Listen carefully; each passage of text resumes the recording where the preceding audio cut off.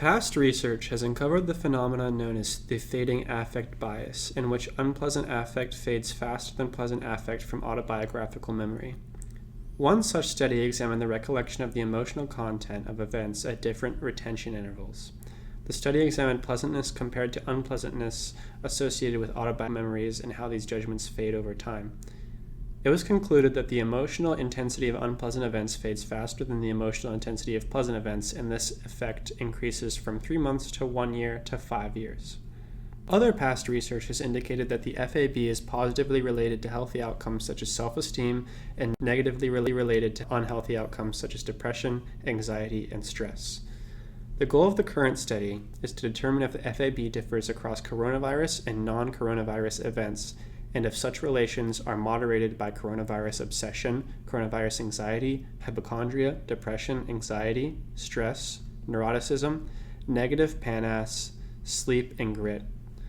We accept the FAB to be higher for non-coronavirus events than for coronavirus events, and we expect depression, anxiety, stress, neuroticism, negative PANAS, and sleep problems to negatively predict the FAB, and we expect positive PANAS, rehearsal, and grit to positively affect the FAB. Most importantly, we expect coronavirus obsession, coronavirus anxiety, and hypochondria to negatively predict the FAB, and we expect these relations to be stronger for coronavirus events than for non-coronavirus events. Finally, we expect any three-way interactions to be mediated by rehearsal. The current study will include participants who sign up online and receive compensation for partaking in the study. These participants will include both male and female participants who are at least 18 years old. The final goal is to sample 1,400 participants. The current study will utilize a variety of measures to examine the FAB in relation to positive and negative coronavirus and non-coronavirus events, as well as any other moderating effects produced by individual difference variables. Demographic information will be examined. The Coronavirus Anxiety Scale is a self-report mental health screener that measures dysfunctional anxiety related to the coronavirus crisis. Coronavirus obsession will be measured as participants describe how much time they spend thinking and talking about the coronavirus. The Big 5 Personality Questionnaire will measure personality traits, specifically neuroticism. Negative affect will be measured with the positive and negative affect schedule as participants indicate the extent to which they have felt specific feelings and emotions over the past week. The depression, anxiety, and stress scale will measure the participants' fundamental depression, anxiety, and stress symptoms. Grit, described as a positive trait based on an individual's perseverance of effort and passion for long-term goals, will be measured using the grit scale.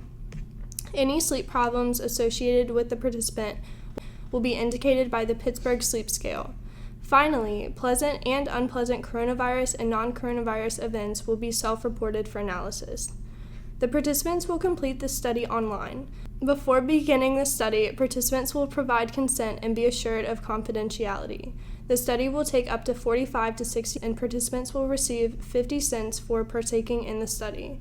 The participants will describe 8 recent events in their life, with 2 of these events being pleasant coronavirus-related events, 2 of them being unpleasant coronavirus-related events, 2 being pleasant non-coronavirus events, and 2 of them being unpleasant non-coronavirus events.